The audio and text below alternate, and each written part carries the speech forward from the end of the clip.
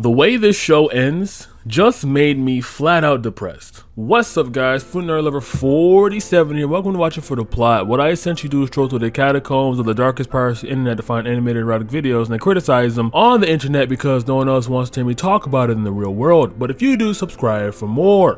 Boys! So today we're reviewing this 3D short film called Ghost of Paradise, and it essentially follows our main character here named Kusanagi, aka Major, and instead of summarizing it and spoiling how the ending is shown, I will describe it as I saw it because it is more distressful and immersive that way. So we have our Terminator ripoff here named Bato, and the trust fund baby over here named Tosabi, and they're both looking for Kusanagi. Now, when this show starts, they're completely cold on her trail, so they decide to just follow the breadcrumbs that she had left behind because she's a very aggressive woman who wants to get things done her way because she's looking for someone. Who is she looking for? Let's find out. So the first contact they decide to go look for through Kusanagi's blood trail was this petty drug dealer. Now the drug dealer mentioned that he did meet with her and regurgitated his story to Bato. The story went well. Let's just say he is now in need of witness protection. Just put it that way. Once Bato finds that out, he leaves and lets the drug dealer deal with his own problems by himself. Now, they follow the lead of Kusanagi they got from the drug dealer to a smuggler named Yin. While they're on the hunt for her, they drop implications about Kusanagi that are extremely subtle that the average watcher just won't notice unless they comb through the dialogue, or just wait until they say she's a robot later on. So this is a cat and mouse game at this point, and you are getting the picture of it. If not, I will continue painting it. So after that, they meet up with Yin, and they find out that yes, indeed, Major was talking to him. However, she took his nano book, and he is complaining, acting like she robbed him at gunpoint, like the last guy was actually robbed. But if you roll the clip... Later, sugar. Hey, where do you think you're going? Now, let's see whose payroll you're really on. It literally shows Kusanagi was just flirting with him and he said, oh, wait. He didn't stop her and she took the book off his bunghole with him being none the wiser. Come to find out, right, that Yin was smuggling to Red Shark. And Red Shark is the big Omega evil company that is rich as shit and does rich shit while being evil and rich.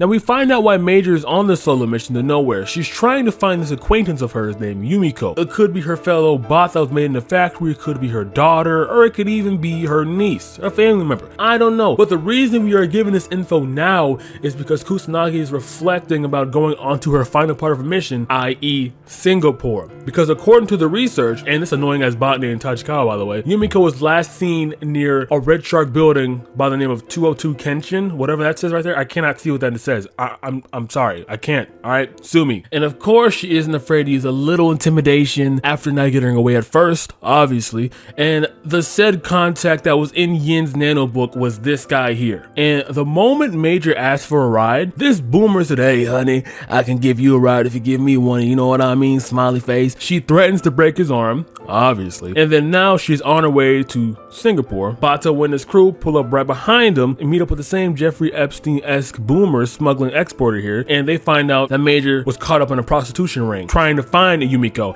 They didn't know she was trying to find Yumiko, but they do know that she was caught up in a prostitution ring regardless, so that's a thing. And obviously after getting the information from Jeffrey Epstein over here, Bato and Tobisa try to follow Kusanagi along. However, this is the last time we will ever see them again. Not because they died. Oh no, much more menacing than that.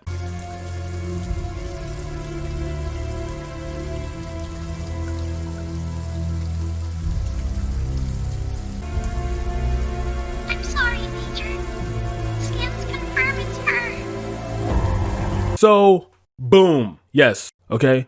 That is Yumiko. The one thing she loved about this world, the one thing that made her humane, for lack of better words, was Yumiko. There were no direct flashbacks into what their relationship was exactly like, but look at this. There isn't even any remnant to make a resemblance to the picture that she was looking at previously beforehand. It looks like whoever or whatever left her remains must have completely dismantled her. She looks like an iRobot extra.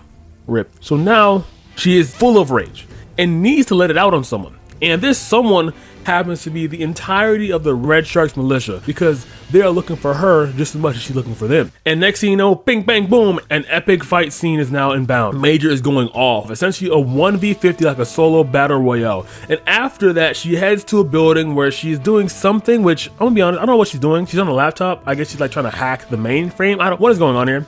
It doesn't matter because while she's at said laptop, more soldiers are coming up an elevator for some odd reason, arrive and she kicks all their asses yet again. Now after clearing yet another room full of soldiers, she struts an Instagram pose, rightfully so, but alas, here is the tragedy, folks.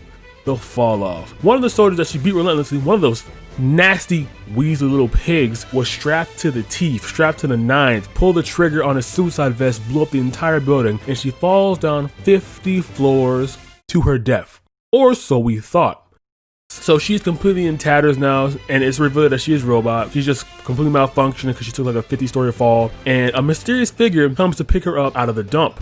But after that, we are shown that the mysterious figure is a woman who is using Major as a test subject for Red Shark's new project called Nirvana. Now the reason she is using Kusanagi is, well, because of revenge. And also she genuinely needed a test subject for this god-awful application that turns robots into ideal prostitutes. So at this point, she's strapped in a virtual machine that is like Sword Art Online, except it's a full bodysuit instead of one headpiece. And the woman is getting violated for days upon days upon days. It simulates her getting violated by aliens, by her own clone, by 10 dudes, by invisible dudes. Do I need to go on? And at the end of it all, at the end of this entire 35-minute show, this scene, which was cut off at the beginning, plays out.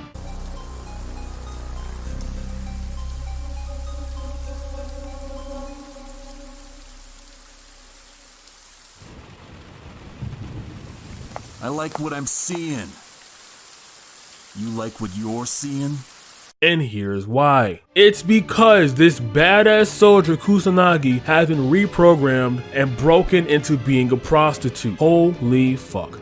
All this happened because she was trying to look for someone named Yumiko, and once she found Yumiko, she just absolutely lost her mind. If she just maintained composure, she'd be fine. But however, how the fuck do you maintain composure if the one thing you care about in this world has been discarded like a piece of trash? I understand her despair, I understand it, but it's just fucked that she ends up in the same exact position that Yumiko is in now, and she's gonna end up just like Yumiko is on the side of the road, burnt and just discarded. So that was Ghost of Paradise. I honestly was expecting it to be similar to Ghost in the Shell, but it's not at all.